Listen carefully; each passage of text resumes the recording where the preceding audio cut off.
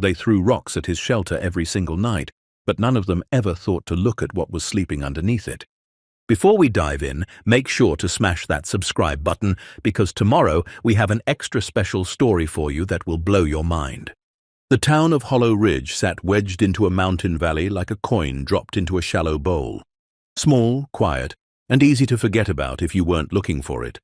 Population just under 2,000, though that number had been drifting downward for years, slow and steady, the way small towns bleed out when the industry that built them dies. The kind of place where the grocery store closed at 5 sharp, the gas station pumped 2 grades of fuel and didn't bother with the third, and everybody knew everybody's name, their business, and their sins before the coffee finished brewing each morning. The mountains surrounding Hollow Ridge were ancient and dark, built from layers of granite and shale compressed over millions of years into something that looked, on quiet nights, almost alive. The peaks caught the last light of sunset and held it for a while before letting it go. In winter, the wind carved through the passes between them like a blade, and the whole valley shook with it. Spring came late. Summer was short and golden, and autumn arrived like an old friend nobody quite wanted to see again. It was in a town like this, forgotten, shrinking, clinging to itself, that a man named Eli had become something of a local joke. Not the laughing kind, the pitying kind. The kind that made people lower their voices at the diner counter and shake their heads with that particular expression reserved for people they had decided were beyond help. The kind of pity that was really just a way of saying, "We have looked at you, we have decided what you are, and we have moved on." Eli was 43 years old, though he carried himself like someone older. His face was weathered and deeply creased, the kind of skin that comes from years spent outdoors in cold wind and harsh sun. His hair had gone from dark brown to a dull iron grey well before it should have. He was lean, not unhealthy, but spare, like a man who had learned to live on less of everything and had stopped mourning what he'd given up. His hands were large, scarred across the knuckles, and permanently roughened from years of working in conditions that were never kind to skin or bone. He wore the same canvas jacket most days. It had been navy blue once, but the colour had faded to something close to the colour of the rock itself, a muted, weathered grey. The elbows were patched with strips of duct tape that had gone hard and brittle in the cold. His boots were old but well maintained, resoled twice over, the leather cracked and dark with oil and years of dirt. He moved through Hollow Ridge with a quiet economy of motion, speaking only when spoken to, buying only what he needed, and disappearing back toward the edge of town before most people had finished watching him go. The townspeople didn't just ignore Eli, they made a point of noticing him. He lived on the far eastern edge of town, past the old timber road that hadn't seen regular traffic in 15 years, past the chain-link fence draped in rust and dead ivy that marked the boundary of the shuttered Blackwood Mining Company property, and out against a jagged face of exposed rock where the mountain dropped sharply to meet the valley floor. There, wedged into a natural alcove carved into the base of the cliff by centuries of wind and water, he had built a shelter. It was not impressive. A frame of salvaged 2x4s, bolted and nailed together with a careful precision that suggested someone who understood structural integrity even when working with salvaged junk.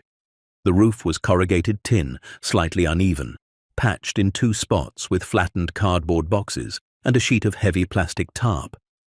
The walls were plywood on one side, old barn doors on the other, and a patchwork of both on the back, which pressed flush against the rock face itself. There was no door, just a gap in the front wall covered by a heavy wool blanket that Eli had hung from a wooden rod he'd carved himself. In summer, the shelter was passable, warm enough, dry enough, a place to sleep and read and think without the eyes of the town on him. In winter, it was brutal. The cold seeped in from every direction, through the walls, up through the stone floor, down from the open sky. Eli fought it with layers of insulation he scrounged from dumpsters and construction sites over the years. Old carpet rolls, foam padding, a battered sleeping bag stuffed inside another one. He kept a fire pit just outside the front opening, ringed with flat stones arranged so that heat radiated inward. and on the coldest nights he pulled the ember basket inside and let the warmth fill the small space like the belly of an old furnace. It worked, barely, but it worked, and the people of Hollow Ridge called it the cave. They said it with a particular tone, a mix of amusement and something darker, something that enjoyed the contrast between themselves and the man who lived against the mountain like a stray animal. Kids rode their bicycles out to the end of the timber road on warm afternoons, daring each other to get close. Some threw rocks. Not hard enough to do real damage, but hard enough to sting, hard enough to carry a message. You are not one of us. You have fallen, and we are watching you fall, and we will keep watching until there is nothing left. Eli never chased them off. He never raised his voice or his hand. He would look up from whatever he was doing, mending a boot sole with fishing line, sharpening a knife on a flat stone, turning the pages of a water-stained paperback, and watch them with an expression so perfectly still, so completely empty of anger or shame, that most of them lost their nerve and pedaled away on their own. A few came back the next day. Most didn't. The ones who did eventually stopped too, not because Eli said anything, but because laughing at someone who refused to break was no longer satisfying. It was just uncomfortable. The adults were worse than the children, though they hid it better. Poor Eli, they'd murmur at the hardware store, shaking their heads while filling carts with lumber and paint and all the ordinary materials of ordinary lives.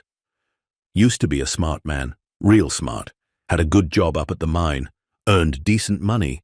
Then everything just fell apart, didn't it? Such a shame. The story they told was clean and simple, the kind small towns prefer, neat enough to repeat without too much thought, sad enough to feel justified in the telling. Eli had been a geologist at the Blackwood Mining Company, one of the better ones, people said, though few could remember the specifics clearly enough to be sure. He was hired in 1989, fresh out of college, quiet and serious and clearly talented. He kept to himself, did his work well, and earned the quiet respect of the men who worked alongside him deep underground. Then, in 2001, Blackwood began to fail. Tunnels collapsed. Water flooded the lower shafts. The geological surveys came back with warnings that nobody wanted to hear. The company shut down operations within 18 months, and 200 jobs vanished from Hollow Ridge overnight. Eli lost his position first, then his apartment. Then, according to the whispers that drifted through town like smoke through open windows, his marriage, though few people could actually remember a wife. So perhaps that detail was invented after the fact, the way small towns sometimes fill in the gaps of a man's story with whatever feels true, whether it is or not. By 2004, he was living rough, sleeping in his truck, then on park benches, then wherever the cold would let him. By 2006, he had built the shelter against the cliff. And by the time a full decade had passed, he had become a permanent and unremarkable feature of Hollow Ridge, as fixed and forgotten as the dead elm tree at the end of Main Street that nobody had bothered to cut down, or the rusted water tower on the hill that nobody had painted since the 70s. People stopped seeing him as a person. He had become scenery. But Eli remembered everything. He remembered his years at Blackwood with a clarity that surprised him sometimes. Late at night when the fire had burned down to glowing coals and the shelter was dark and still, and the town below had gone quiet. He remembered the weight of rock samples in his palm, the cool, smooth granite, the rough sandstone, the occasional piece of something richer that caught the lamplight and made his pulse quicken just slightly.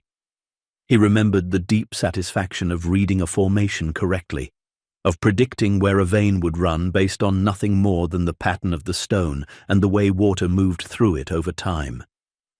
He remembered being good at what he did, not flashy, not the kind of man who demanded attention or applause, but precise, patient, careful in the way that only people who truly understand what they are looking at can afford to be. Geology was not a glamorous profession. It did not make you famous or wealthy, not usually. But it made you something else. It made you a reader, a listener. It taught you that the earth was not silent.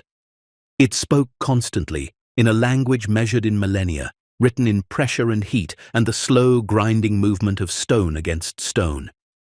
And if you were patient enough, quiet enough, willing to sit still long enough, you could hear it. Eli had been a good listener once. He was still a good listener. He just had no one left to share what he heard. After Blackwood closed, he didn't leave Hollow Ridge the way many others did. He could have. There were other towns, other regions, other places in the country where a man with his training and experience might have found work, or at least a fresh start, far from the wreckage of his old life.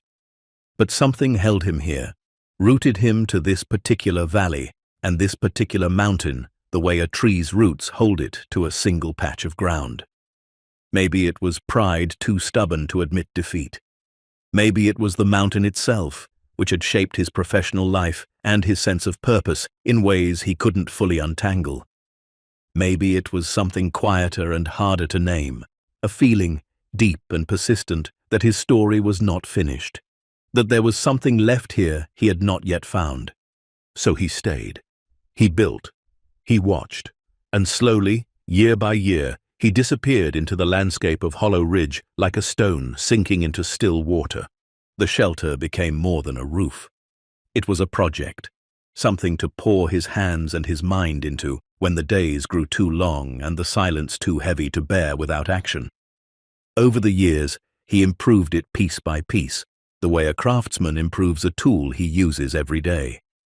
He dug a shallow well nearby, lined with carefully fitted stones, that collected rainwater and snowmelt and kept it cold and clean through the driest months. He shaped the fire pit with precision, arranging the stones so that heat radiated inward and upward rather than escaping into the open air. He insulated the walls layer by layer, adding material whenever he found it.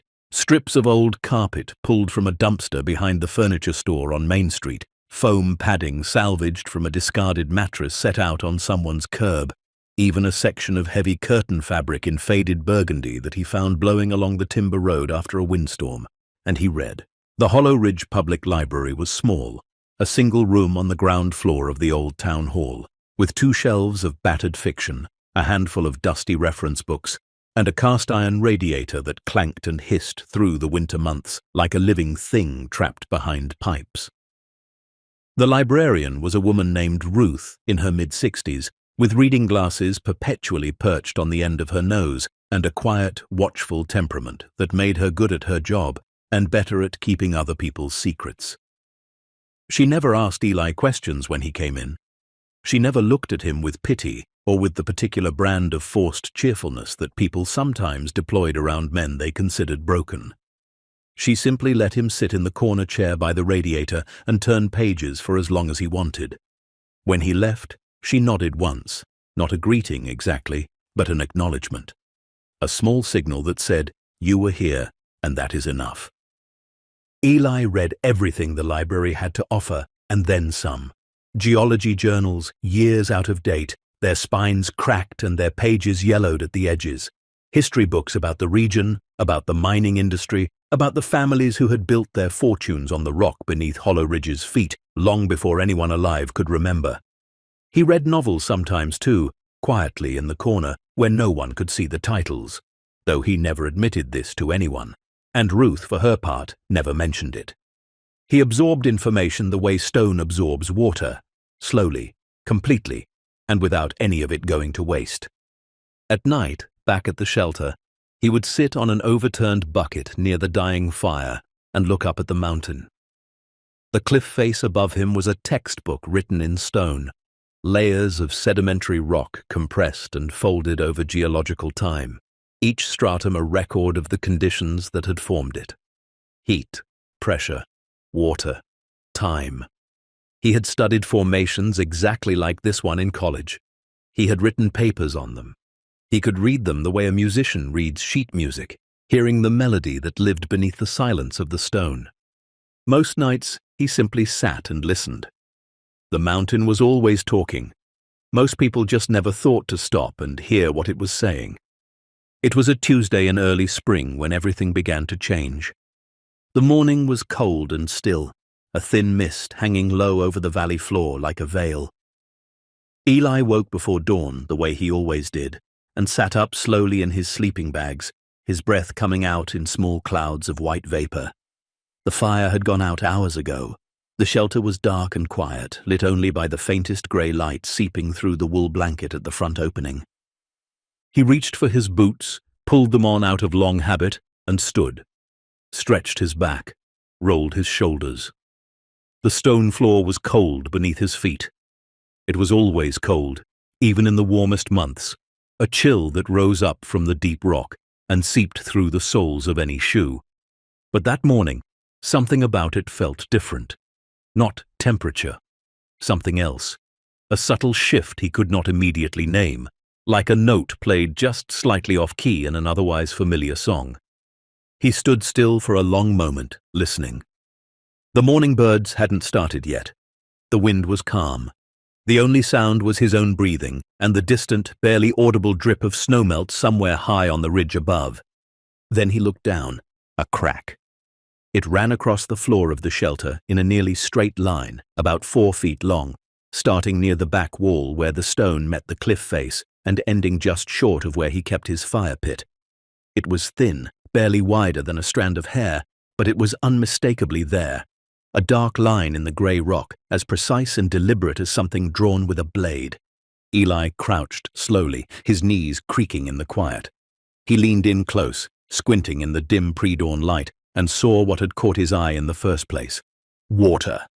Not a puddle, not surface moisture condensed from the morning air.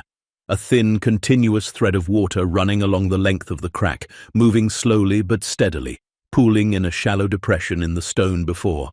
And this was the part that made him pause, made him lean in closer, sinking back into the rock, disappearing, as though the stone itself were drinking. He pressed his fingertips to the water. It was cold, colder than the air around him, colder than the stone on either side of it. Bone cold, the kind of deep, ancient cold that came from far underground, from places where sunlight had never reached and temperature was governed by forces far older and far slower than weather. Eli sat back on his heels and stared at the crack for a long time. The shelter was silent around him. The mist outside had begun to thin as the first pale light of dawn crept over the ridge. He had seen hairline fractures before. The rock here was old and layered, folded and compressed over millions of years, and cracks formed naturally as the stone expanded and contracted with the seasons. They were unremarkable. They were everywhere in a mountain like this one. Eli had mapped dozens of them in his years at Blackwood, noted them in reports, filed them away as the ordinary wear of geological time. But this one was different. The water, for one thing, rising from below, not seeping from above. The way it pooled and then retreated, almost rhythmically, as though following some pattern he couldn't yet discern. And something else. Something he felt more than saw, more than heard. He pressed his palm flat against the rock beside the crack and held it there, very still, very quiet. He breathed slowly. He waited. And beneath his hand, deep in the belly of the mountain, something moved. It was faint. So faint he might have imagined it if he had been anyone else. A vibration, slow and deep, rising through the stone the way a heartbeat might be felt through a wall if you pressed your ear close enough and the room was perfectly silent. It lasted 2 seconds, maybe 3. Then it was gone. The rock went still again, cold and patient, the crack unchanged, the thin thread of water continuing its quiet, impossible rhythm. Eli lifted his hand, looked at it, looked back at the crack. He did not tell anyone. Not that morning, not that week, not for the weeks that followed as the crack grew longer, a fraction of an inch each day, then more, and the water flow deepened, and the vibration returned again and again, always in the pre-dawn hours, always slow and steady and impossibly deliberate. He kept his silence the way he had kept everything else in his life for the past decade, quietly, without explanation, with the patience of a man who had learned through years of loss and loneliness that the most important things are rarely the loudest. He told no one because there was no one to tell. Or rather, there was no one who would have listened without looking at him the way the whole town already looked at him. as a man who had lost his grip on the world somewhere along the way and was slowly, quietly sliding into the kind of madness that small mountain towns both feared and pitied in equal measure. So Eli kept his secret. He documented everything he could with the tools he had: a worn notebook, a pencil stub, his own careful eyes, and his own steady hands. He sketched the fracture pattern each morning, noting its length, its direction, the way it seemed to follow a specific line through the rock that was not random, not the result of simple thermal stress, but guided, purposeful, as though the stone were parting along a weakness that had been there all along, waiting for the right moment to open. He measured the water. He noted the temperature. He pressed his ear to the rock at different points along the crack and listened the way he had once listened to formations deep underground at Blackwood, with his whole body, not just his ears. And the mountain kept talking. On a humid evening in early June, nearly 3 weeks after the crack first appeared, Eli was sitting at its edge when it happened. He felt it before he heard it. A vibration, deeper and longer than any that had come before, a single sustained note running through the stone beneath him like a chord struck on an instrument too large to see.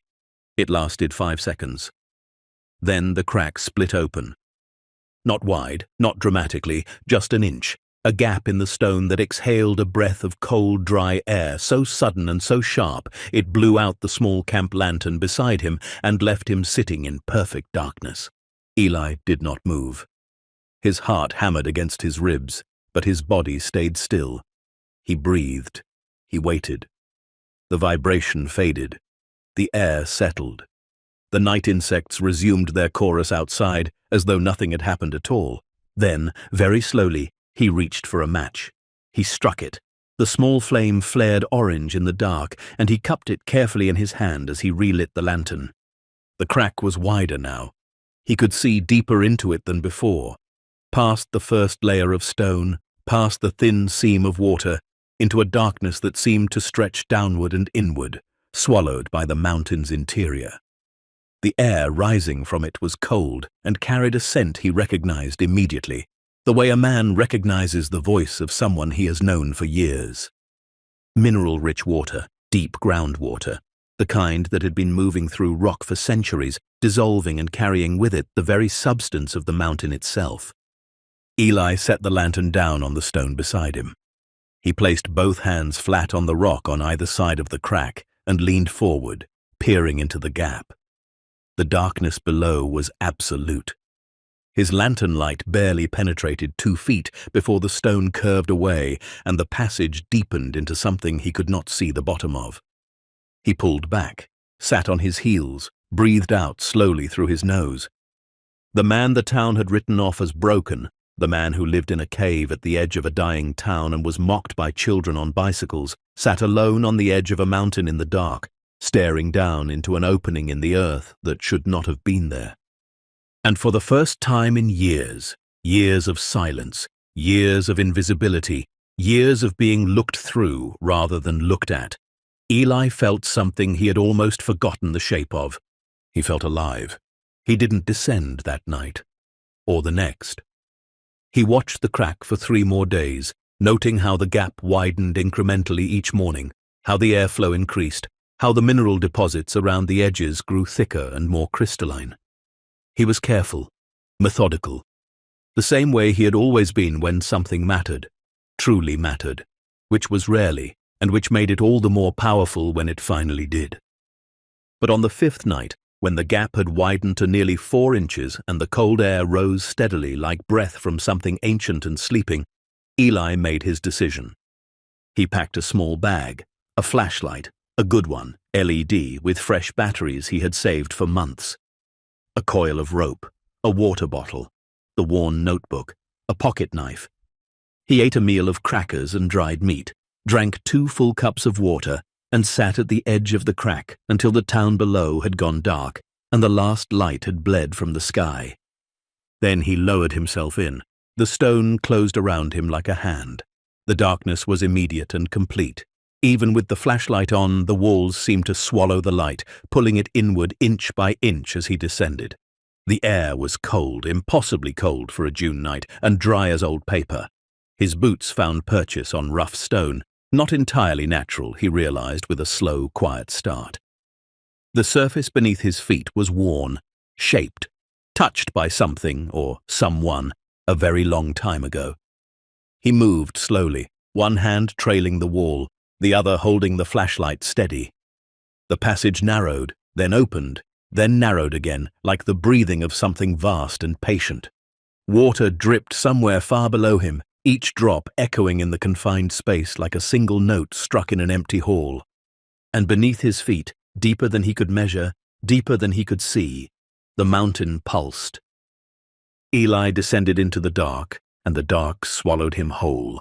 And somewhere above, in the small town that had spent years laughing at the man in the cave, no one noticed a thing.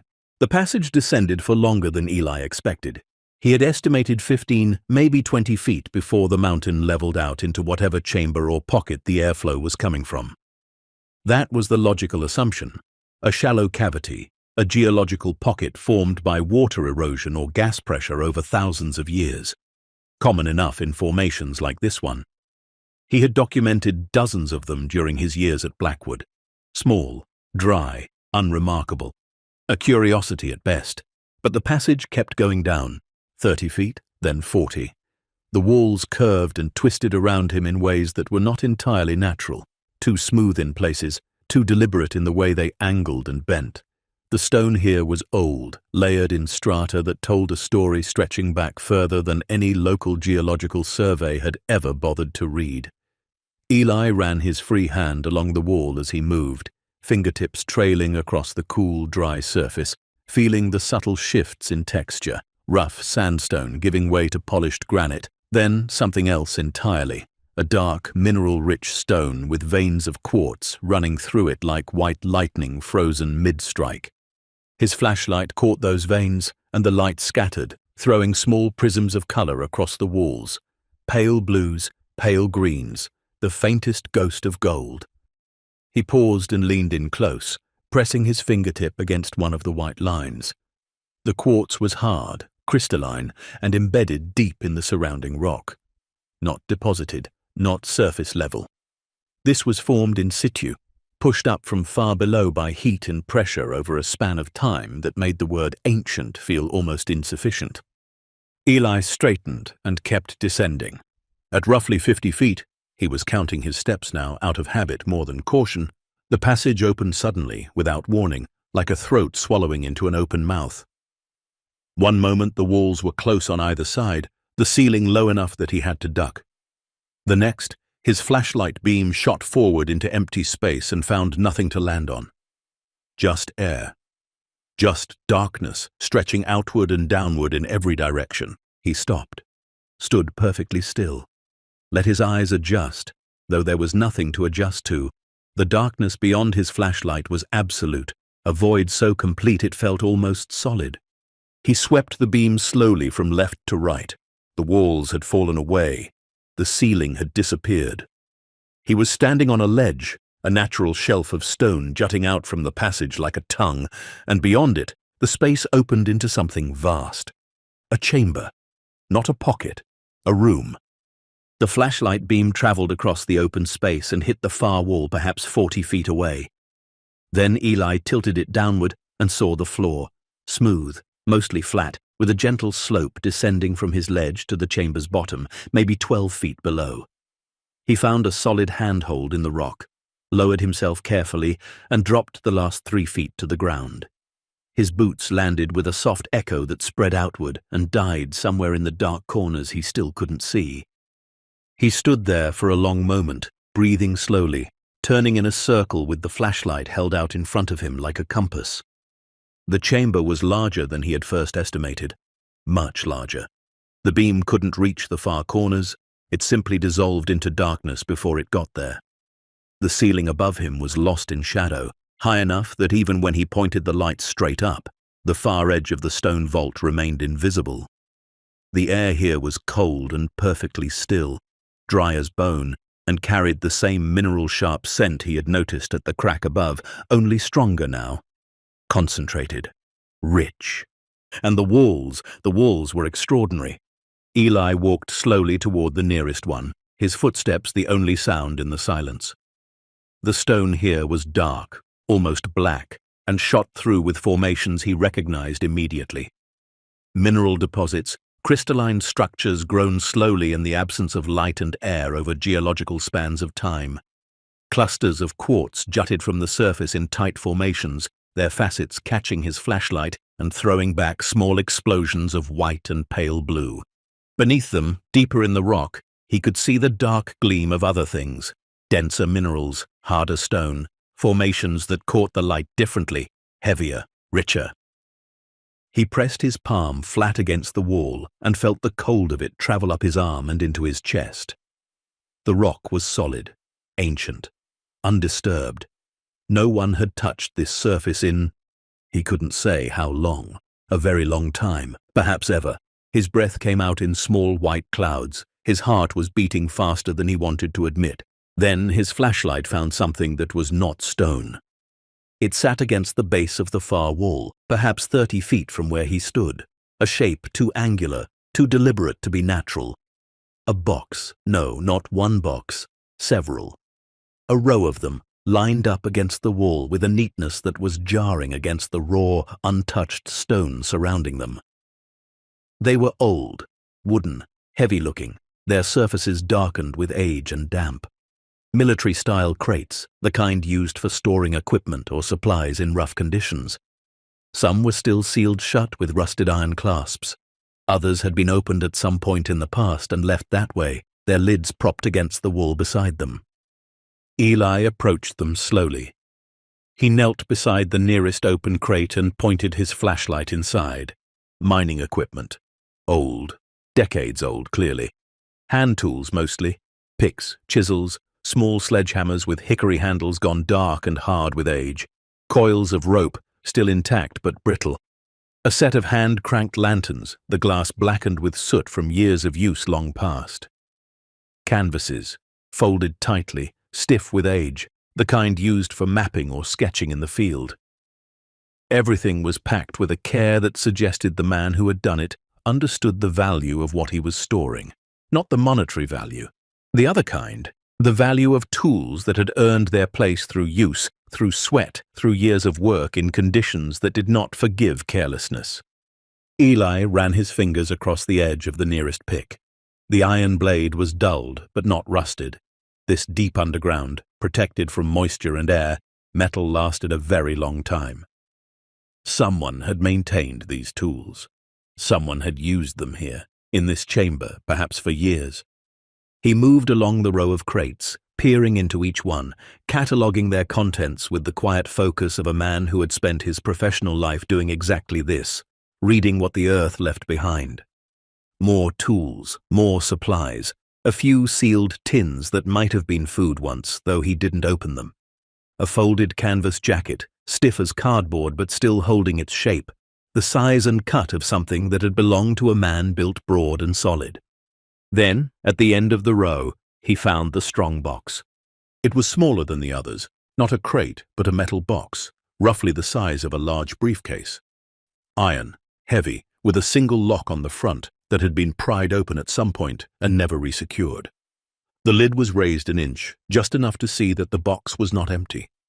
Eli lifted the lid fully. It opened with a dry, reluctant creak, the hinges stiff with age but not rust. Inside, arranged with the same deliberate care as everything else in the chamber, were papers. Dozens of them, some folded, some flat, some yellowed and brittle at the edges, others surprisingly well preserved by the dry, sealed air of the chamber. Newspaper clippings, their headlines faded but still legible. Maps, hand-drawn, meticulous, covering sections of the mountain that Eli recognized from his own years of geological work. Land deeds, government forms, letters, and beneath all of it, resting on the bottom of the strongbox like a foundation stone beneath everything else, a leather-bound journal. Eli lifted it out carefully, the way you lift something you understand might be fragile. The leather was dark, worn smooth in places where hands had held it many times, and cracked along the spine where it had been opened and closed 1,000 times or more. The cover was blank except for a single line of handwriting, scratched in pen so old it had faded to a deep brown, barely visible against the dark leather. 2 words, a name, Victor. Eli turned the journal over in his hands, feeling its weight. It was substantial, not a thin notebook, but a thick, solid thing, the pages dense and full. He opened the cover and let the pages fall where gravity took them, to somewhere near the middle. The handwriting inside was small, neat and precise, the kind of penmanship that came from a time when writing was considered a skill worth mastering. The ink was brown with age, the paper slightly brittle at the edges, but the words were still clear. He read the first line his eyes landed on. The vein does not end where the survey suggests. It continues, deeper, wider, further than any man in this town has bothered to look. They see the surface and call it sufficient. They have no idea what lies beneath. Eli's breath caught. He read the line again, then the next. I have mapped the primary formation over a period of 14 months. The deposits are extraordinary. Rare earth elements, gemstone pockets, minerals that have not been extracted from this region in recorded history. The total value of this vein, conservatively estimated, exceeds anything Blackwood has ever documented, by a significant margin. He turned back to the beginning of the journal and started reading from the first page. The handwriting was steady at first, confident, almost eager. Victor wrote the way a man writes when he has discovered something he knows the world will not believe. He described his background in short, factual paragraphs. A geologist by training, self-taught in several disciplines, a man who had worked independently for most of his adult life, moving from one region to the next, following the stone wherever it led. He had come to Hollow Ridge in the summer of 1961, drawn by rumors of rich mineral deposits in the mountains east of the valley. The rumors, he wrote, turned out to be laughably understated. He had found the passage, the same one Eli had just descended, by accident, during a routine survey of the cliff face. A rock slide had exposed the entrance, which had previously been sealed by a natural shelf of stone that had held for centuries before finally giving way. Victor had descended alone, the same way Eli had, with nothing but a lamp and his own curiosity, and what he found below had stopped him cold. The journal chronicled everything. 16 months of work conducted entirely in secret, entirely alone. Victor had mapped the chamber, the surrounding formations, the veins that ran through the rock in patterns that were, by his account, among the richest he had ever encountered. He sketched every formation, noted every mineral composition, calculated estimates, and cross-referenced them with regional geological data. He was thorough, he was meticulous, he was, it became clear to Eli as he read, brilliant. And he was afraid. The tone of the writing shifted gradually as the months progressed, from excitement to caution, from caution to something closer to dread. Victor described his early attempts to bring his findings to the attention of the Blackwood Mining Company, a letter sent to the company's regional office, a request for a meeting made through proper channels, both ignored. He tried again, then again. He went to the company's local foreman directly, explained what he had found, offered to share his maps and data. The foreman told him to stop digging. Not in those words. Victor was careful to note that, as though anticipating a future reader who might question his account. The foreman had been polite, even pleasant. He had thanked Victor for his interest and assured him that the company had its own geological team handling surveys in the area. He suggested, in a tone that Victor described as friendly but firm, that Victor might be happier pursuing his work elsewhere. That his efforts here were, as the foreman put it, not needed. Victor had pressed the issue. He went to the company's district manager, then to a county official. Each time the response was the same, polite, deflective, and final. The message was clear, though no one said it plainly. We know what is down there, or we suspect it, and we do not want you involved. The writing in the journal grew sharper after that, more urgent. Victor began documenting not just his geological findings, but the responses he received, dates, names, exact quotes where he could remember them. He noted that 2 of the county officials he had contacted were also shareholders in Blackwood. He noted that the company's regional office had in fact conducted surveys of the cliff face years earlier, surveys that had conveniently failed to identify the passage or the deposits beneath it. surveys that had been filed away and never acted upon. Someone knew. Someone had known for years, and someone had made a deliberate choice to leave it buried. Victor spent 4 more months documenting everything he could. He moved the mining equipment into the chamber himself, piece by piece, carrying it down the passage over dozens of trips. He created detailed maps. He catalogued the deposits with a precision that left no room for doubt about their value or their significance. And then, in the final entry of the journal, dated October of 1963, he wrote something that made Eli set the book down in the cold dark and press his hands flat against his knees. I cannot bring this to light. Not safely. Not now. The men who control this mountain are not men who tolerate inconvenience. I have been watched. My movements are known. I believe I have been followed on at least 2 occasions, though I cannot prove it. I am not a brave man. I am a geologist. I understand stone. I do not understand what to do when stone becomes dangerous to speak about. I am sealing the chamber. I am leaving the journal and the documents here, where they will be safe. If I am wrong about the danger, if these men are merely cautious and not cruel, then this will sit here until someone else finds it, and they will have what I could not give the world. And if I am right about the danger, then perhaps someday, when the men who frightened me have grown old or gone, someone will come down these stairs and find what I left. I hope they are braver than I was. I hope the mountain still has what I found.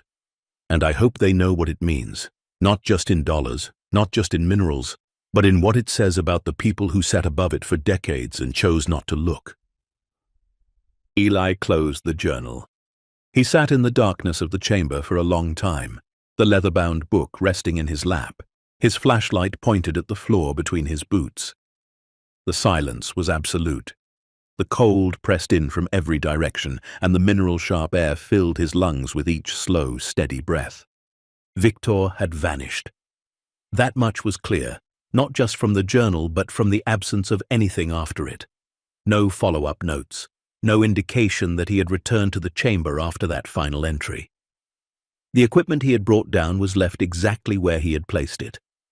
The strong box was sealed, then left open, as though he had come back one last time, looked at everything, and walked away without closing it. A man who knew he was not coming back. Eli looked up at the passage he had descended through. Somewhere above him, the crack in his shelter floor was widening inch by inch, letting in air and water and light that Victor had sealed away 60 years ago. He picked up the flashlight and stood. He needed to see the rest of the chamber, all of it. He needed to know how far the deposits extended, how deep the veins ran, how much of what Victor had documented was still intact after 6 decades of undisturbed silence. He walked along the wall, tracing the mineral formations with his eyes, noting the way they clustered and spread. The quartz veins were just the surface layer. Beneath them, visible in places where the stone had naturally fractured or where Victor had chiseled away small test sections, were denser deposits. Darker, heavier. The kind of formations that geologists had specific names for, names that carried weight in certain rooms, names that meant money in very large quantities to the people who knew what they were looking at. Eli knew what they were looking at. He moved deeper into the chamber, past the row of crates, past a section of wall where Victor had left a series of chalk marks, small, precise annotations indicating mineral type and depth. The chamber opened further than Eli had initially gauged. It extended perhaps 60 feet in length, maybe 40 in width, with a ceiling that rose and fell irregularly overhead, like the inside of some vast ancient cathedral carved by water and time rather than human hands. The floor sloped gently downward toward the far end, where the walls narrowed again into something that was not quite a passage, but not quite a dead end, a tapering, a closing, as though the chamber were the widest point of a formation that continued in both directions, deeper into the mountain on one side and back up toward the surface on the other. He stopped at the narrow end and pressed his hand flat against the stone. He could feel it here, the same vibration he had felt in the shelter above, the same deep, slow pulse that had first caught his attention weeks ago. It was stronger here, more insistent. The mountain was not silent. It was speaking, the way it always had, in the language of pressure and movement, and the slow, grinding conversation of stone against stone. And beneath Eli's palm, in the rock itself, the minerals ran deep, very deep. He turned back and walked the length of the chamber one more time, this time with the notebook open in his other hand, the pencil stub scratching quick notes in the margin, formation types, estimated depths, the approximate dimensions of the space. His handwriting was cramped and hurried, nothing like Victor's careful script, but precise enough. He was mapping, the way he had been trained to map, the way he had done it 100 times before in the tunnels beneath Blackwood. Only this time, he was alone. And this time, what he was mapping was not someone else's property. It was his. The realization hit him quietly, the way most important things did, not as a thunderclap, but as a slow, steady warmth spreading through his chest. He lived on that land, had lived on it for years, had built his shelter on it, slept on it, breathed the air above it. The crack in the floor of his shelter, the crack that had started all of this, was on his ground. The passage it led to was beneath his ground, and everything in this chamber, every mineral deposit, every vein of rare earth, every formation Victor had spent 16 months documenting, all of it sat beneath the small, unremarkable patch of mountainside that the town of Hollow Ridge had long since stopped caring about. Eli closed the notebook. He looked around the chamber one final time. At the crates, the strongbox, the journal still in his hand, the walls glittering faintly with minerals that had waited 60 years to be seen again. Then he turned off the flashlight and stood in the dark.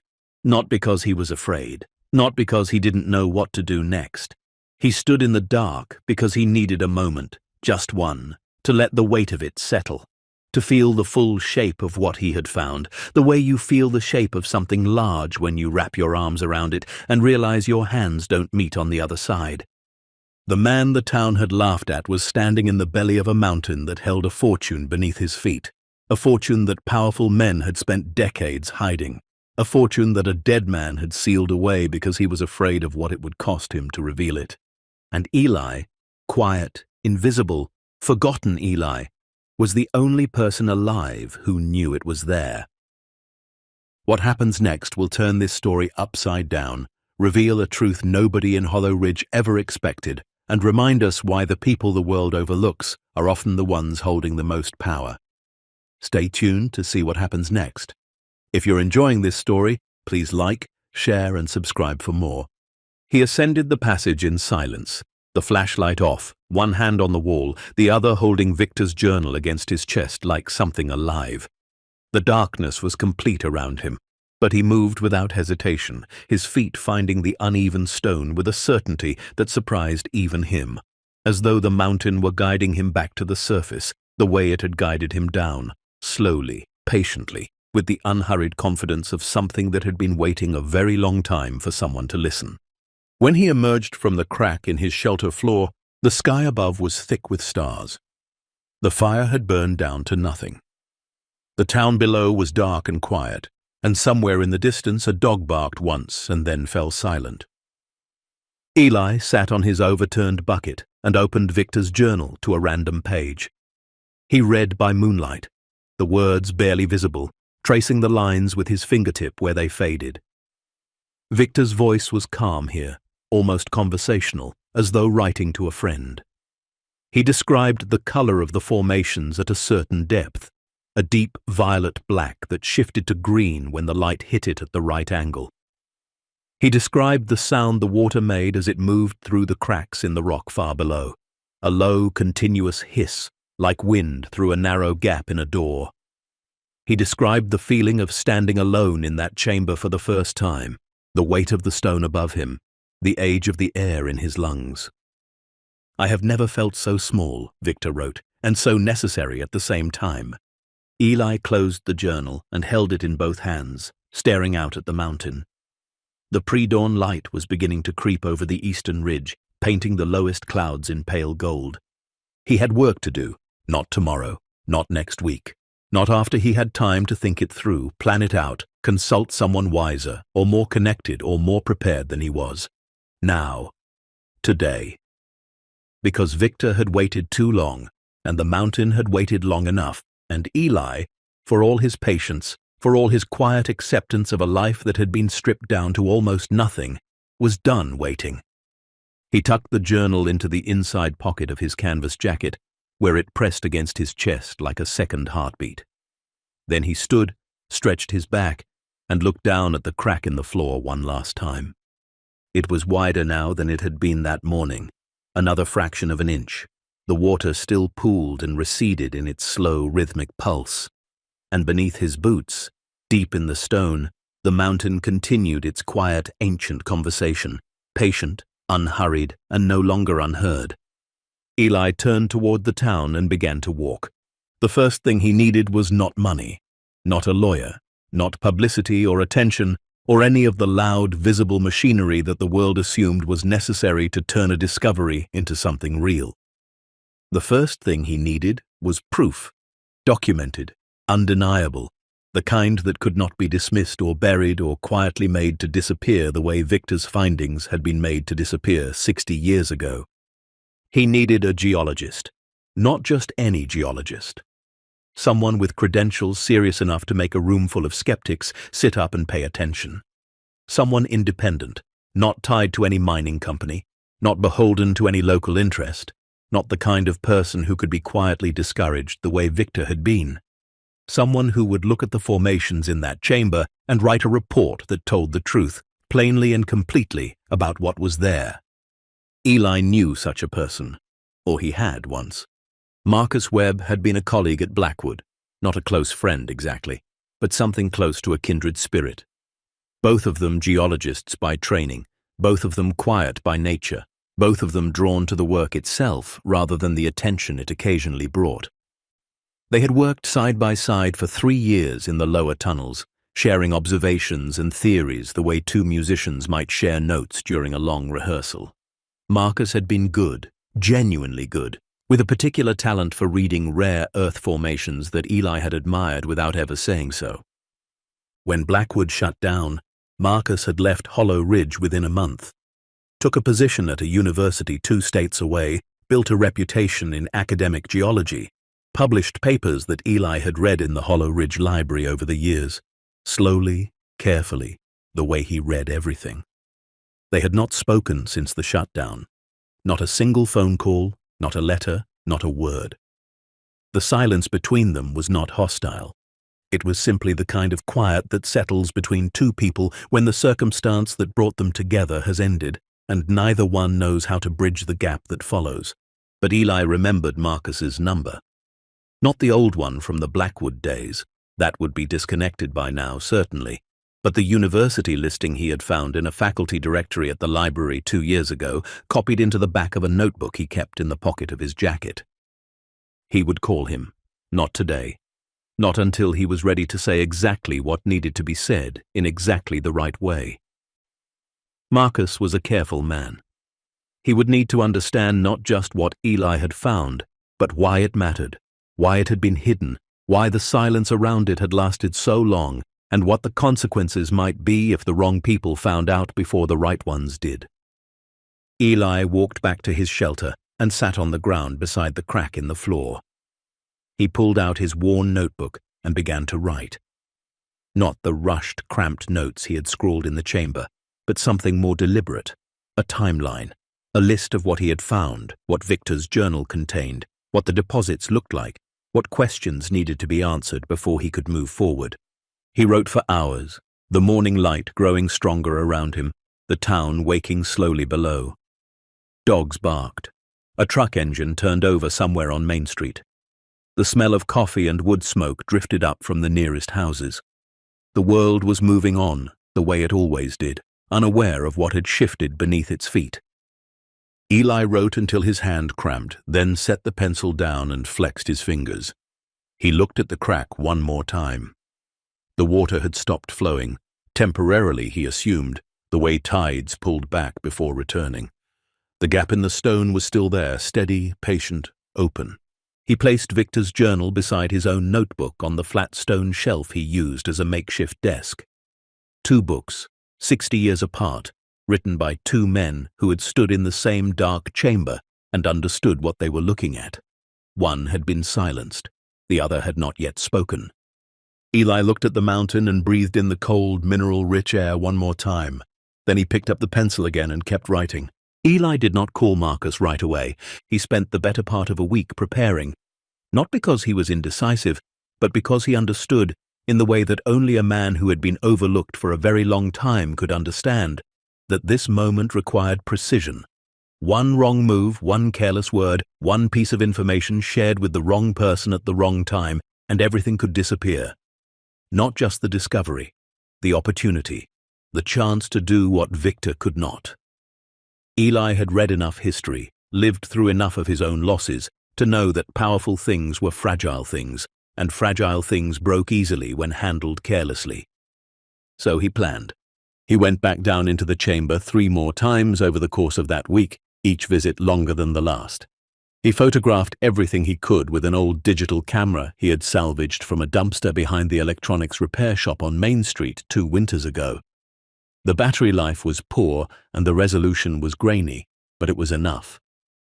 He took pictures of the mineral formations from multiple angles, of the veins running through the rock, of Victor's crates and strongbox, of the journal's pages, each one carefully, turning the book under the flashlight so the camera could capture the faded handwriting without too much glare. He filled 6 pages of his own notebook with measurements, sketches, and observations, cross-referencing them against what Victor had documented 60 years earlier. The 2 accounts matched, almost perfectly. The deposits Victor had described were still there, undisturbed, untouched, unchanged by the passage of time. If anything, the formations had grown slightly in the decades since Victor had mapped them, mineral-rich water continuing its slow, patient work of building the veins inch by inch in the silence below. What Victor had estimated at $18 million in 1963 would be worth significantly more now. How much more, Eli could not say with any certainty. That was not his specialty. He could read the stone. He could tell you what was in it. But putting a number on it, an accurate, defensible number, required someone else.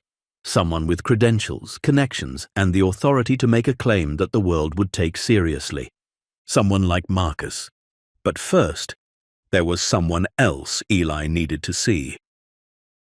Dana lived 40 minutes east of Hollow Ridge, in a small town called Cedarbrook that was slightly larger and slightly less forgotten than Hollow Ridge, but not by much.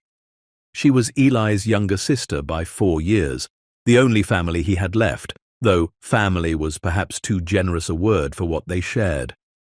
They had not grown up close. Their childhood had been quiet and sparse, marked by the particular kind of emotional distance that develops in households where love exists but is never spoken aloud, never demonstrated in any way that could be mistaken for warmth. Their father had been a miner. Their mother had left when they were young, and neither of them ever learned why, or if there had been a why at all. Dana had built a steady, quiet life for herself, bookkeeping for 2 small businesses in Cedarbrook, living alone in a rented duplex with a garden she tended with more care than she gave to most human relationships. She was sharp, practical, and possessed of a dry, understated humor that surfaced only when she felt safe enough to let it. She had visited Eli exactly once since he began living in the shelter, 3 summers ago, on an impulse she had not entirely explained to herself. She had driven out, stood at the edge of the timber road, looked at the shelter from a distance, and felt something she could not name tighten in her chest. She had not gone closer. She had simply stood there for a long time, then driven back to Cedarbrook without saying a word to anyone. But she had called him the next day, and the day after that. And slowly, over the months that followed, something had begun to thaw between them. Not warmth exactly, but the absence of cold, a willingness to talk, to listen, to let the other person exist without judgment or pity or the particular brand of careful silence that people reserved for those they had decided were damaged beyond repair. Eli called her on a Thursday morning, using the prepaid phone he kept charged in a small solar panel he had rigged on the roof of the shelter from salvaged parts. The connection was poor. It always was out here, the signal barely reaching, but Dana's voice came through clearly enough. "It's me," he said. "I know," she replied. A pause. You sound different. He did not ask how. He already knew. He sounded alert, focused, like a man who had woken up after a very long sleep and found the world sharper than he remembered. I need you to come out here, he said. Not to the shelter, to the timber road. I'll meet you there. Another pause. Dana was not a woman who asked unnecessary questions, but she was also not a woman who walked into situations blind. What's going on, Eli? I found something. Something important. I can't explain it over the phone. I need you to see it. The silence on the other end lasted long enough that he thought the connection had dropped. Then, when? Tomorrow, early, before the sun's fully up. All right, she said. And that was all. Dana arrived at the timber road at 6 the following morning, her old Nissan Sentra idling in the gravel with the heater running. She stepped out when she saw Eli walking toward her from the direction of the shelter, hands in the pockets of his canvas jacket, Victor's journal tucked against his chest beneath the fabric. The morning was cool and grey, a thin mist still clinging to the valley floor. She looked at him, really looked, the way she had not allowed herself to do the last time she had come out here. And something in her expression shifted. Not pity, not concern, something closer to recognition, as though she were seeing a version of her brother she had not seen in a very long time. You look awake, she said simply. Eli almost smiled. It was close enough. Walk with me. He led her along the timber road and then off it, down a narrow path he had cleared himself over the past several days, through scrub brush and over loose stone, until they reached the base of the cliff. The shelter sat in its alcove, unremarkable as always, the patched roof, the wool blanket hanging in the gap where a door should be, the cold remains of a fire pit. Dana looked at it and said nothing. She had seen worse. She had seen him in worse. In here, Eli said, and pulled the blanket aside. Inside, the shelter was dim but not dark. Morning light seeped through the gaps in the plywood walls and pooled on the stone floor. Dana stepped in behind him, ducking slightly to clear the low doorframe, and straightened. She looked around at the small, organized space, the sleeping bags, the shelf of paperbacks, the notebook open on the flat stone where Eli kept his notes. And then her eyes found the crack. She stared at it for a long moment. The gap in the floor was wider now than when Eli had first noticed it, nearly 3 inches across, running in its precise line from the back wall toward the center of the shelter. Water moved along its length in its slow rhythmic pulse, pooling and receding, pooling and receding. What is that? Dana asked, her voice quieter than usual. A passage, Eli said, going down into the mountain. He watched her face as he said it. Dinah was not easily surprised. She had spent 20 years processing numbers and balancing accounts, which required a certain emotional steadiness that most people never developed. But something flickered in her eyes now, not fear, curiosity, the same quiet, focused curiosity that had driven Eli into the earth in the first place. How far down? She asked. Far enough. He handed her the flashlight. Then he handed her Victor's journal. Dana read for 40 minutes, sitting on an overturned bucket near the crack, the journal open in her lap, the flashlight balanced on her knee. She did not speak. She did not look up. She turned pages slowly, carefully, reading every line, her lips moving slightly as she traced Victor's precise handwriting with her eyes. Eli sat across from her and waited, watching the way the morning light moved across her face as she read, the small furrow between her brows, the way her jaw tightened at certain passages, the way her fingers pressed harder against the page when she reached the entries about Blackwood's response to Victor's attempts to come forward. When she finished, she closed the journal and held it in both hands for a long time, staring at nothing. He disappeared, she said. It was not a question. Eli nodded. And what's down there, the deposits? They're still intact. Every bit of it. I've been down 4 times, photographed everything. It matches what he documented, all of it. Dana looked down at the crack in the floor. The water pulsed once, slow and steady, and retreated back into the stone. She was quiet for another long moment. You need a geologist, she said finally. I know someone. A man named Marcus. We worked together at Blackwood years ago. He's at a university now. Credentials, reputation, the whole thing. If anyone can look at what's down there and put a number on it that people will actually believe, it's him." Dana nodded slowly. She handed the journal back to him and stood, brushing off her jeans. Then she looked at him, directly, steadily, the way she rarely did, and said something that surprised him. "Be careful, Eli, not with the mountain, with the people." He understood what she meant. Victor had understood it too, 60 years ago, and it had cost him everything. The mountain was ancient and patient and indifferent to the ambitions of men. But the men themselves, the ones who lived above it, who built their lives and their fortunes on the assumption that what lay beneath their feet was theirs to control, they were not patient, they were not indifferent. And when something threatened the order they had spent decades maintaining, they did not simply disappear the way Victor had, they fought back. "I know," Eli said. Dana studied him for another moment. Then she pulled out her phone. "Give me Marcus's number," she said. "I'll reach out first. Neutral ground. Less suspicious than you calling out of nowhere after 15 years of silence." Eli hesitated, then handed her the number he had copied from the library directory 2 years ago. Dana looked at it, memorized it, and handed the paper back. "I'll call him tonight," she said. "And Eli?" She paused at the shelter entrance, one hand on the door frame. "When this starts moving, and it will start moving fast, you're going to need more than a geologist. You're going to need a lawyer, a good one, not from around here." She left without waiting for a response. Eli watched her walk back up the path toward the timber road, her pace steady and unhurried, and felt something he had not felt in a very long time settle into the space between his ribs. Trust. Marcus Webb arrived in Hollow Ridge on a Wednesday, 11 days after Dana's call.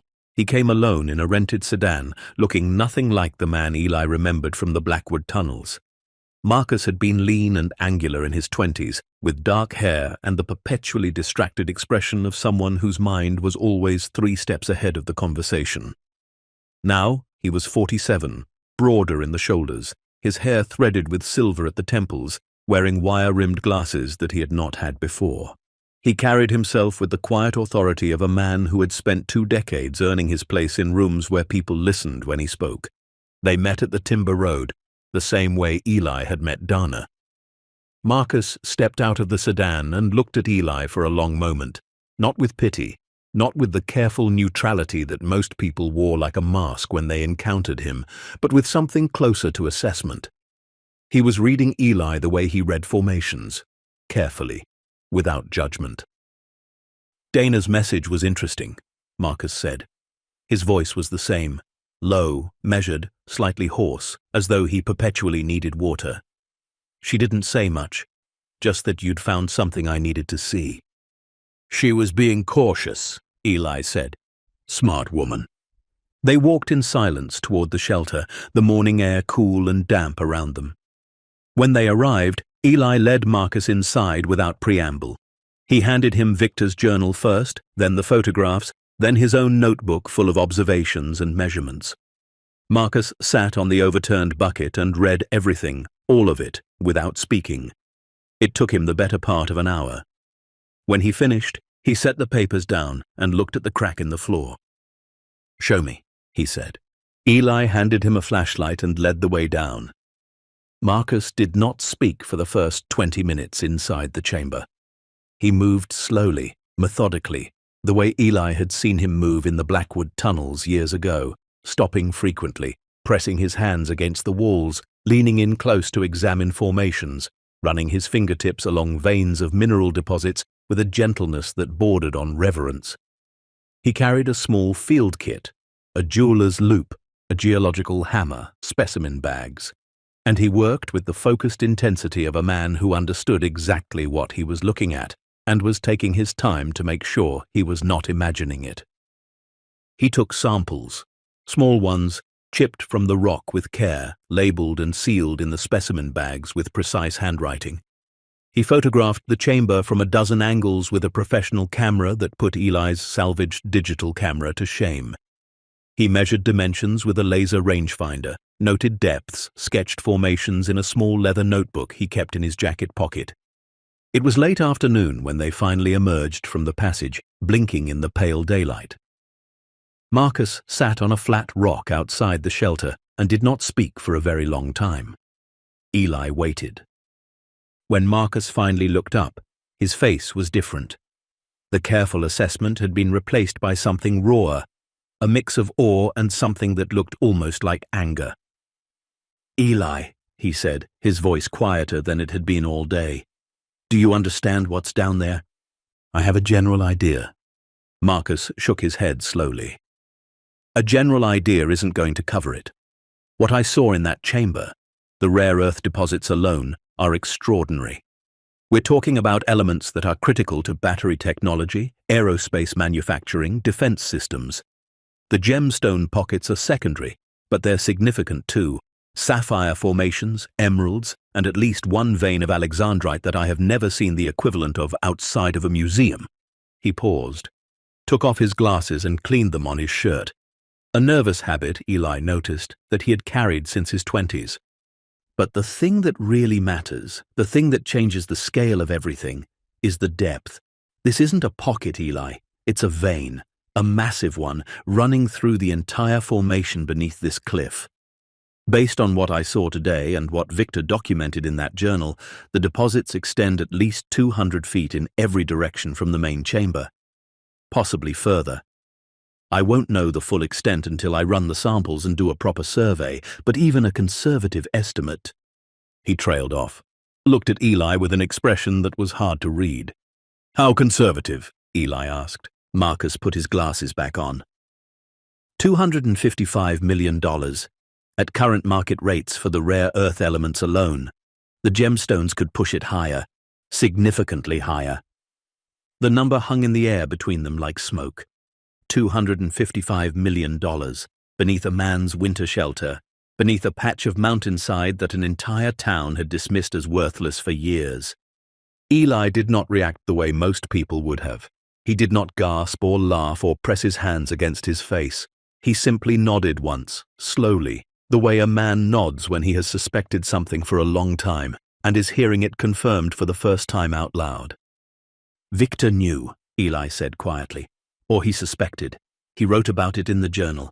He said the value exceeded anything Blackwood had ever documented." Marcus nodded. He was right. And the fact that Blackwood knew about this formation, or at least suspected it, and chose to bury it. He shook his head. "That's not just corporate negligence. That's a conspiracy that's been running for over 60 years. They sat in silence for a while after that, the late afternoon sun warming the stone around them. A hawk circled high above the ridge, riding the thermals with lazy, effortless precision. Somewhere below, in the town, a dog barked. A car engine started and faded. The world went on, unaware. The word leaked within a week. Eli never found out exactly how it happened. Dana suspected it was the lab where Marcus had sent the samples for analysis. Someone at the university had seen the preliminary results, made a comment to a colleague, and the information had traveled the way information always travels when it is extraordinary enough to be worth repeating. A whisper here, a phone call there, and within days the rumor had found its way back to Hollow Ridge through channels that were invisible and untraceable. The first sign was subtle. Eli noticed it on a Sunday morning when he walked into town to buy supplies at the general store. The clerk, a heavy-set man named Gary who had worked the register for 15 years and had never once looked at Eli with anything other than bored indifference, watched him with a new attention as he moved through the aisles. Not pity, not amusement, something sharper, something that looked, if Eli was reading it correctly, like calculation. The second sign was less subtle. That same afternoon, a man Eli did not recognize drove slowly past the timber road in a black sedan, slowing to a near stop as he passed the turnoff toward the shelter.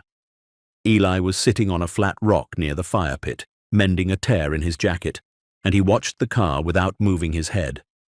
It lingered for perhaps 10 seconds, then accelerated and disappeared around the bend. By Tuesday, the whispers had become something more concrete. A man named Reed showed up in Hollow Ridge that morning, Not at the shelter, not at the timber road, but at the town hall, where he requested a meeting with the mayor.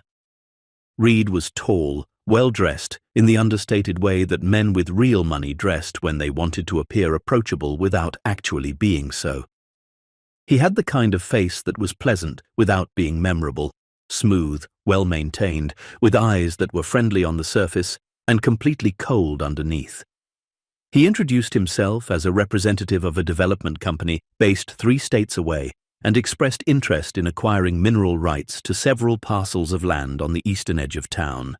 The mayor, a man named Howard, who had held the position for 22 years and had never once in that time been approached by anyone with genuine money, was immediately receptive. Reed was polite, professional, and, most importantly, well-funded. He left a business card and a preliminary offer that Howard described to anyone who would listen as very generous. The offer was for the land beneath Eli's shelter, specifically by name and parcel number. Eli learned about the visit from Dana, who learned about it from a cousin who worked at the county clerk's office and had processed the initial inquiry paperwork. Dana called him that evening, her voice carrying the particular flat calm she adopted when she was genuinely worried. "Someone knows Eli, or they know enough to start looking." "Reed," Eli said. It was not a question. "He's offering $40,000 for the parcel, for land that's worth $255 million underneath it." 40,000. Eli turned the number over in his mind. It was an insult. Deliberate, calculated, the kind of lowball offer designed to make a man desperate enough to sign before he understood what he was giving away. Reed knew exactly what was down there, or close enough to it. He simply did not know that Eli knew too. "Don't respond to anything," Dana said. "Not yet. I'm looking into lawyers." The threats began 3 days later. The first was small. Eli's water collection system, the shallow well he had spent 2 years building stone by stone, was found one morning with its stones scattered and the collection basin filled with dirt. Someone had come in the night, quietly, and destroyed it with enough care to avoid making noise, but enough force to make the damage unmistakable. It was not an accident. It was a message. The second was less ambiguous. Eli found a note wedged into the crack of his shelter's front frame, a single sheet of white paper folded once with 3 words typed in plain black letters. "Leave it alone." No signature, no threat beyond the words themselves, but the implication was clear enough. Someone knew what was beneath his feet, someone wanted it, and someone was willing to make his life difficult, or worse, to get it. Eli did not leave. He did not move from the shelter. He did not respond to Reed's offer, which was relayed through a local real estate agent who drove out to the timber road one afternoon with a manila folder full of paperwork and a smile that did not quite reach his eyes. Eli took the folder, thanked the man politely, and set it on the shelf beside Victor's journal without opening it. That night, he sat at the crack in the floor and listened to the mountain. The vibration was stronger now, deeper, more insistent, as though the stone itself were aware that something had shifted in the world above it. The water pulsed in its slow rhythm, pooling and receding, and the cold air rose from the darkness below like breath. Eli placed his palm flat against the rock and held it there, feeling the ancient pulse beneath his hand. He had spent 10 years being invisible, 10 years being laughed at, pitied, dismissed. 10 years believing on some days that the world had simply decided he no longer mattered. But the world had been wrong. It had been wrong all along. And now, for the first time in a very long time, Eli was going to show them why. He pulled Victor's journal from his jacket and opened it to the final entry, the one where Victor had written about his fear, his decision to seal the chamber, his hope that someone braver would come after him. Eli read the last line one more time, slowly, letting each word settle into the silence of the shelter. "I hope they are braver than I was."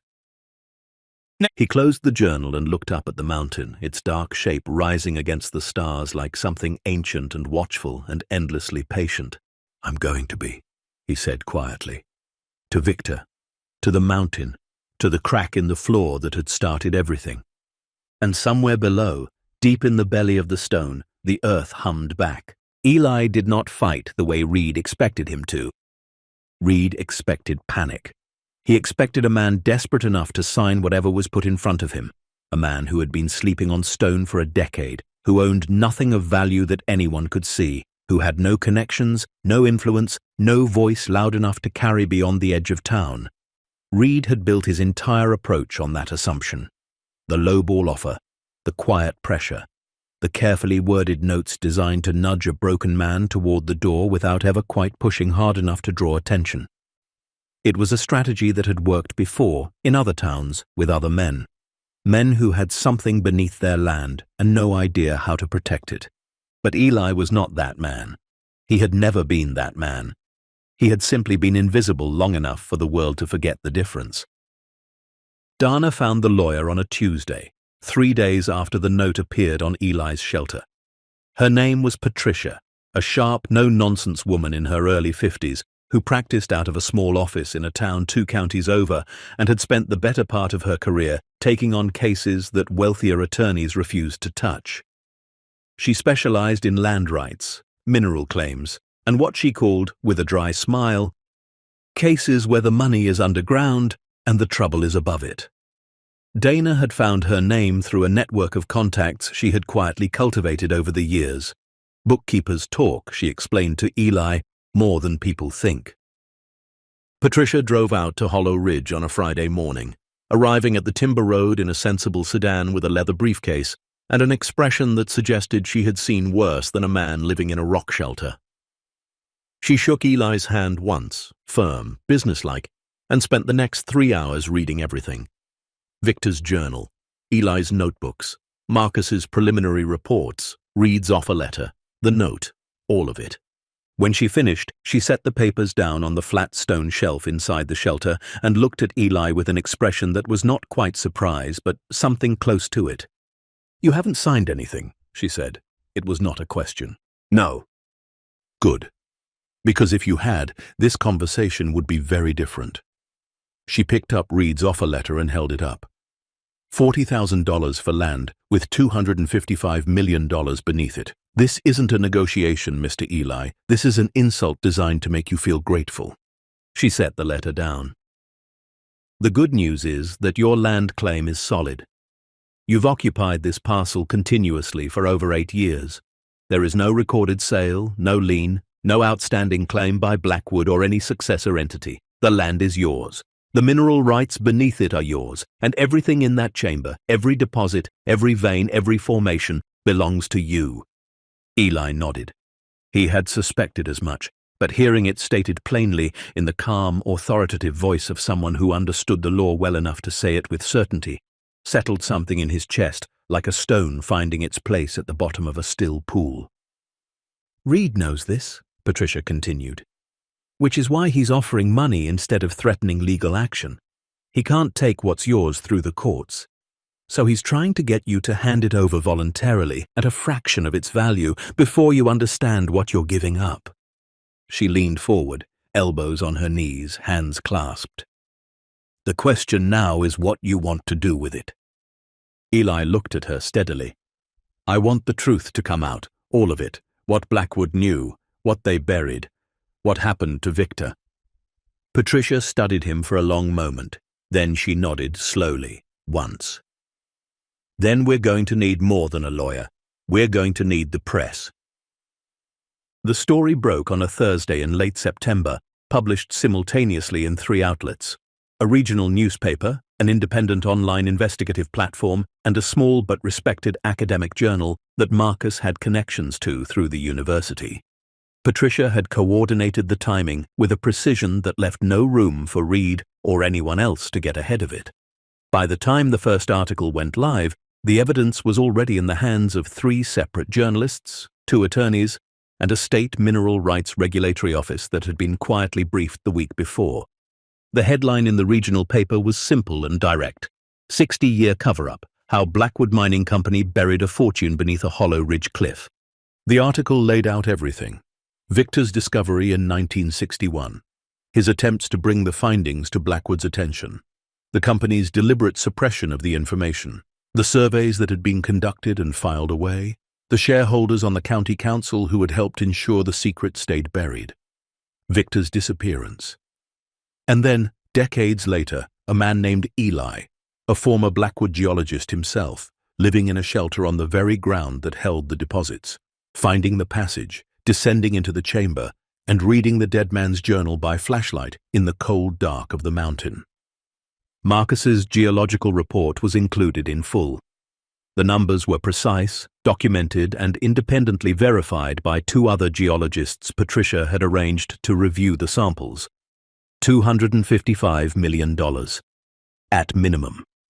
The rare earth deposits alone, the report noted, were of exceptional national significance, the kind of find that drew attention not just from private developers, but from federal agencies interested in domestic mineral supply chains. Reed vanished from Hollow Ridge within 48 hours of publication. His sedan was gone from the town hall parking lot. His business cards were pulled from the mayor's desk.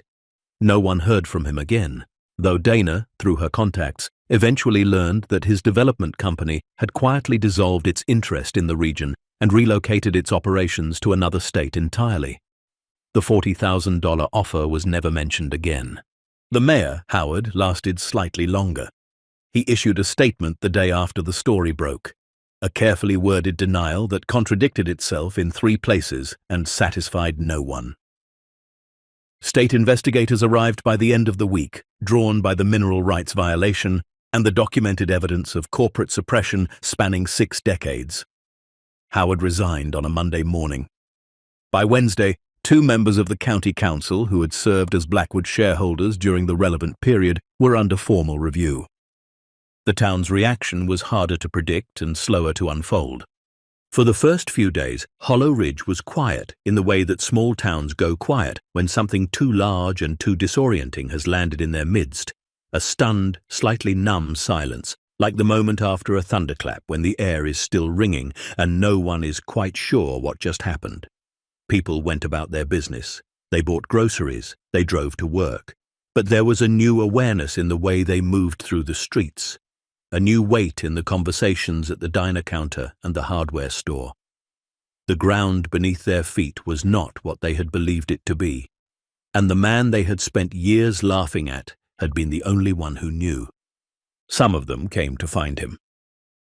The first was an old woman named Ruth, the librarian, the one who had let Eli sit in the corner chair for years without a single question or a pitying glance.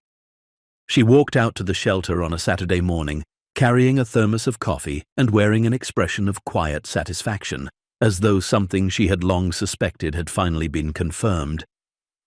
"I always thought there was more to you than you let on," she said, handing him the thermos. She did not stay long.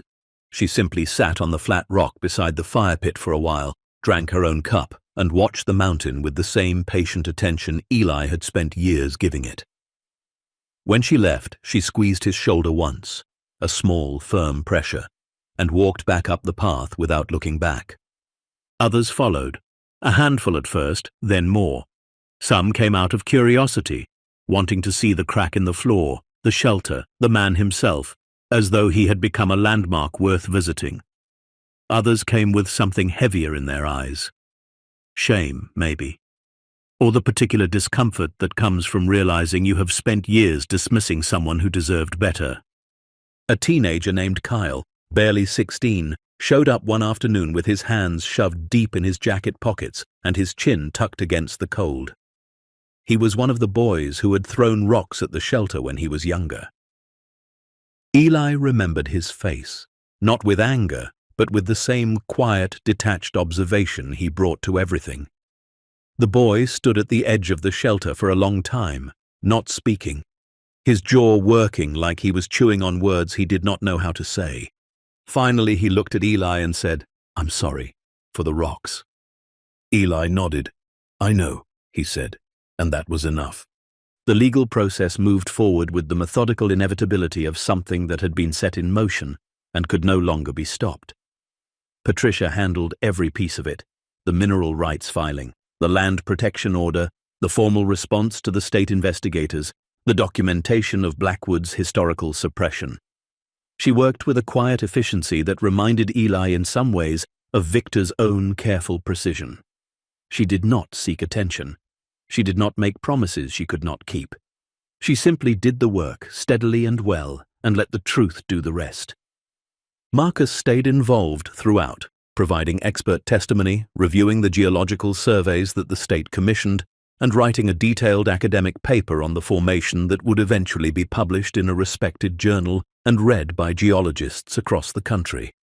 He visited Hollow Ridge twice more during the process, each time descending into the chamber with Eli, the two of them standing in the cold dark beneath the mountain, the way colleagues stand together in the presence of something larger than either of them can fully comprehend. They did not talk much during those visits. They did not need to. The chamber spoke for itself. Victor's journal became the centerpiece of the historical case against Blackwood. Patricia had it professionally preserved and authenticated. The ink, the paper, the leather binding all dated to the early 1960s, consistent with the timeline Victor had described. The entries were transcribed, cross-referenced against Blackwood's own internal records, which the state investigation eventually compelled the company's successor entities to release. The match was precise. Blackwood had known about the formation. They had conducted surveys. They had documented the deposits. And they had made a deliberate, coordinated decision to bury the information and leave the mountain undisturbed, rather than risk the attention that a discovery of that magnitude would bring. Why exactly they had made that choice remained a matter of some debate. Some investigators speculated that the cost of extraction would have been prohibitive at the time. The technology necessary to reach the deeper deposits safely did not exist in the 1960s. Others suggested that Blackwood's leadership had preferred to maintain control of the regional mineral supply rather than open up a new source that might have disrupted the market. A few, Dana among them, believed the truth was simpler and darker. The men who ran Blackwood had been afraid, not of the mountain, of what would happen if a fortune that large was suddenly visible to the world. Fortunes attracted attention, attention attracted scrutiny, and scrutiny for men who had built their wealth on practices that did not survive close examination was the one thing they could not afford. Victor had understood this. He had written about it in the journal, in his careful, measured way. He had known that the danger was not geological, but human, and he had been right. But he had also been right about something else.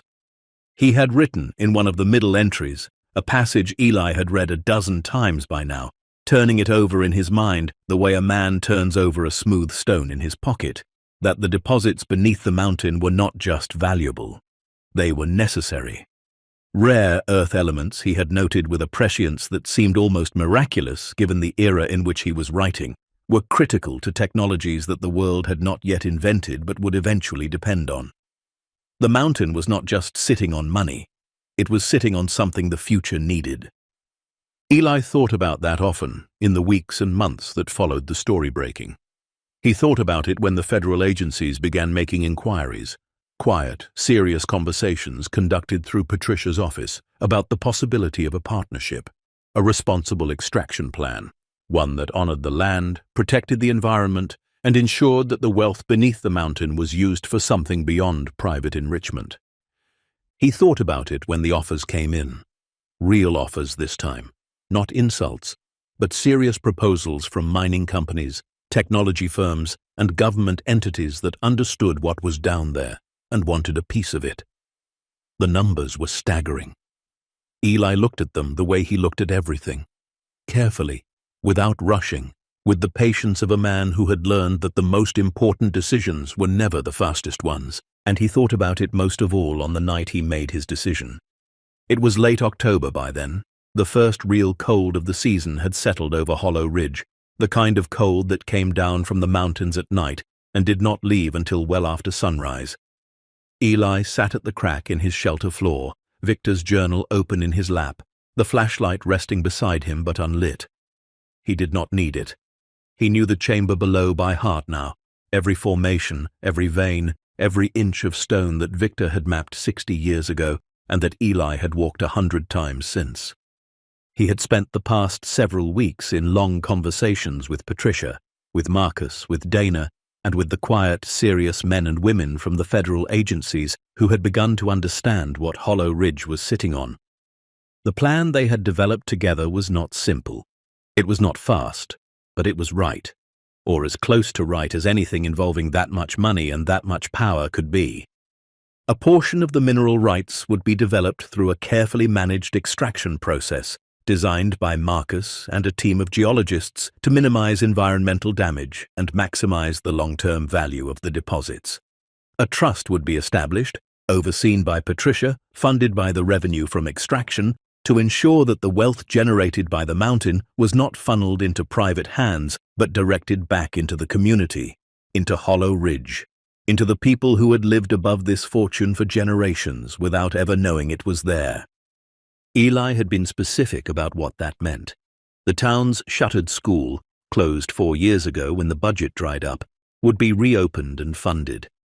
A youth program, modeled loosely on something Marcus had described from his own university, would be established to teach young people about geology, about the earth, about the patience and precision required to read what the land was trying to say.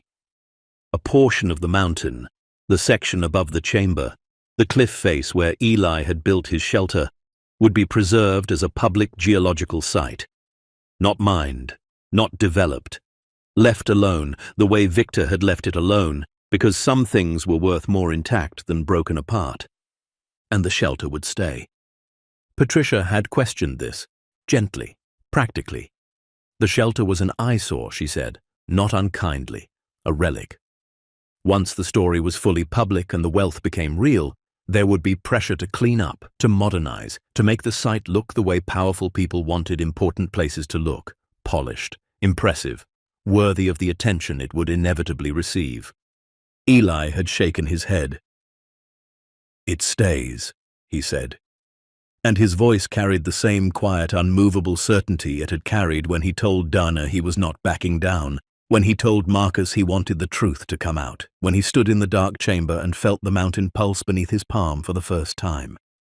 The shelter stayed because it was the point. It was the whole story, condensed into a single image. A man living in a structure made of salvaged wood and duct tape, sleeping on stone above $255 million, and the world walking past him every single day without once stopping to look. It stayed because Victor had sealed the chamber to protect it from men who would have turned it into nothing more than profit. And Eli had opened it again to show the world that some things, the earth, the truth, the quiet dignity of a man the world had decided to forget, were worth more than the money they contained. It stayed because anyone who ever visited Hollow Ridge, anyone who ever saw the story and came to understand what had happened here, needed to see that shelter. Needed to stand in front of it and feel the weight of what it represented. Not wealth, not discovery, something harder to name and harder to hold, but more lasting than either. The knowledge that the ground beneath you is never as empty as you think, and the man standing on it is never as broken as you assume. On the last night of October, Eli descended into the chamber one final time alone. He moved through the passage with the flashlight off, one hand on the wall, the other holding Victor's journal against his chest. The darkness was familiar now, comfortable even, the way darkness becomes comfortable when you have spent enough time in it to stop fearing it. His boots found the stone with certainty. The air rose around him, cold and mineral sharp, and the mountain hummed its low, steady vibration beneath his feet. He reached the chamber floor and stood in the center of it, in perfect blackness, breathing slowly. The formation surrounded him on every side. The quartz veins, the rare earth deposits, the gemstone pockets that caught no light but held it anyway, the way memory holds color long after the eyes have closed. He turned on the flashlight and swept it across the space one last time. The crates, the strongbox, Victor's desk with its leather-bound ledger, the chalk marks on the walls, 60 years old, still precise and clear in the dry, sealed air. Everything was as Victor had left it. Everything was as Eli had found it. The chamber had not changed. It had simply waited, patient, silent, full, for someone to open the door. Eli walked to Victor's desk and set the journal down, open to the final entry. He stood there for a long time, reading the last words one more time in the flashlight's steady glow. "I hope they are braver than I was." He closed the journal gently and placed it back on the desk, beside the leather-bound ledger where Victor had catalogued every car, every formation, every hour of work he had poured into this place in secret. Then Eli pulled a small card from his jacket pocket, a plain white card with nothing on it but his own name, written in pencil in his careful, unhurried hand, and tucked it into the journal's cover. A signature, a response. 60 years late, but no less real for the waiting. He turned off the flashlight and stood in the dark one last time. The mountain pulsed beneath him, slow, steady, ancient, alive. The water dripped somewhere far below. The stone breathed its cold, mineral breath into the silence. Then Eli turned and began to climb. Back at the surface, the night was clear and cold, the stars scattered across the sky in patterns so old they predated the mountain itself. Hollow Ridge lay below him, its small cluster of lights warm and quiet against the dark. He could see the diner still open late. The general store, dark now. The school, its windows dark but its doors no longer locked. Patricia had seen to that last week. Tomorrow, the first students would walk back through them for the first time in 4 years. Eli stood at the entrance to his shelter and looked out at the town. The same town that had thrown rocks. The same town that had whispered. The same town that had looked at him and seen nothing worth stopping for. He did not feel angry. He had never felt angry, not really. Anger required energy he had learned long ago to spend on other things. What he felt now was something quieter and more durable than anger, something closer to peace. The shelter stood behind him, patched, imperfect, made of salvaged pieces and stubborn faith. The crack in the floor still pulsed with its slow rhythm of water and vibration. The mountain still hummed beneath his boots, speaking its ancient language in a voice only the patient could hear.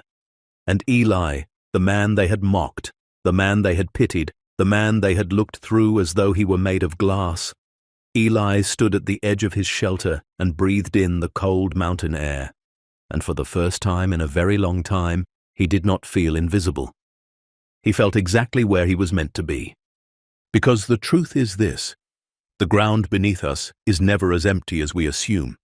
And the people we dismiss, the ones we walk past without looking, the ones we decide don't matter, they are sometimes the ones holding the very thing the world needs most.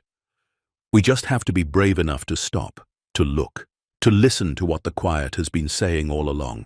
Anyone can be overlooked, but only the ones who refuse to disappear ever find what's truly buried. Up next, 2 more powerful stories are waiting for you. Click to keep watching, and don't forget to hit subscribe if you believe the world still has secrets worth uncovering.